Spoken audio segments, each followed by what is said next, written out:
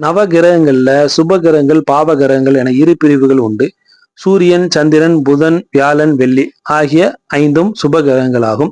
சனி, செவ்வாய், ராகு, கேது ஆகிய 4ம் அசுப கிரகங்களாகும். இதுல ராகு கேதுக்களுக்கென தனியே கிழமை கிடையாது. அவை ஒரு நாளில் 1.5 மணி நேரத்தை தனது ஆளுமையை செலுத்தக்கூடிய சூழ்நிலையில் இருக்கும். ராகுவிற்குரிய அந்த 1.5 மணி நேரம் ராகு காலம் எனவும், கேதுவிற்குரிய அந்த 1.5 மணி நேரம் யமகண்டம் எனவும் அழைக்கப்படுகிறது. அசுப கிரகங்களாக இருக்கக்கூடிய செவ்வாய்க்கிழமையிலும், சனிக்கிழமையிலும், மற்ற கிழமையில வரக்கூடிய ராகு காலம், யமகண்டங்களிலும் சுப நிகழ்ச்சிகள் நடத்துவது சிறப்பு இல்லை. அது நல்லது கிடையாது. அதனால அதை தவிர்த்து விடுவது நல்லது.